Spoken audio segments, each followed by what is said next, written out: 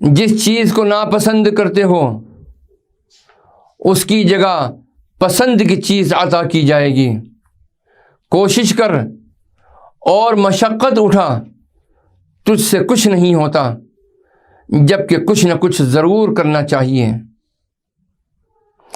کوشش کرنے سے بھلائی حاصل ہو جائے گی، جسے طلب ہوتی ہے وہ کوشش کرے تو مطلوب کو پا سکتا ہے۔ حلال کا لقمہ کھانے کی کوشش کر، یہ دل کو روشن کرتا ہے، دل کی تاریکیاں دور کرتا ہے۔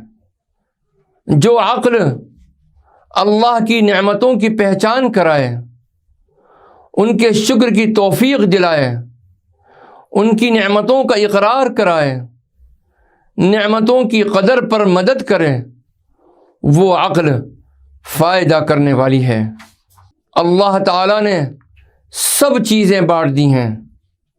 اے لوگوں، جس نے یقین کی آنکھ سے پہچان لیا کہ اللہ تعالیٰ نے سب چیزیں بانٹ دی ہیں اور ان سے فارغ ہو چکا ہے، تو وہ حیا کرتے ہوئے اس سے کچھ نہیں مانگتا، اپنے مطالبے کو چھوڑ کر اس کے ذکر میں لگ جاتا ہے، نہ اپنے نصیب کے لیے سوال کرتا ہے، نہیں دوسروں کے نصیب کے لیے سوال کرتا ہے۔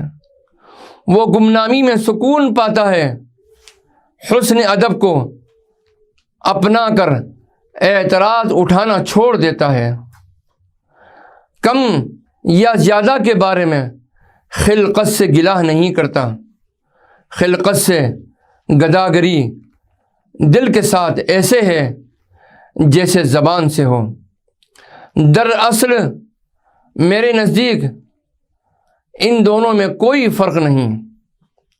تجھ پر افسوس، اللہ تعالیٰ کے غیر سے سوال کرتے ہو، ذرا شرم نہیں آتی؟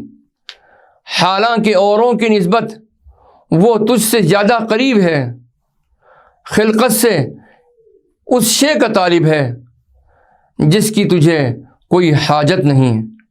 تیرے پاس بڑا خزانہ ہے، پھر بھی ایک دانے پر فقیروں سے الجھتا ہے۔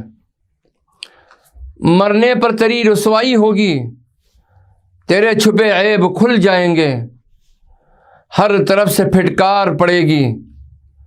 اگر تجھے عقل ہوتی تو ایمان کا ایک ذرہ حاصل کر لیتا اور اس کے ذریعے اللہ سے مل جاتا، نیک لوگوں کی صحبت میں رہتا اور ان کی اقوال و افعال سے ادب سیکھتا، حتیٰ کہ تیرا ایمان قوی اور یقین کامل ہو جاتا۔ اللہ تعالیٰ تجھے اپنا مخلص بنا لیتا۔ ادب اور امر و نہی پر تیرا جو عمل دل سے ہوتا، اس کا والی و کارساز بن جاتا۔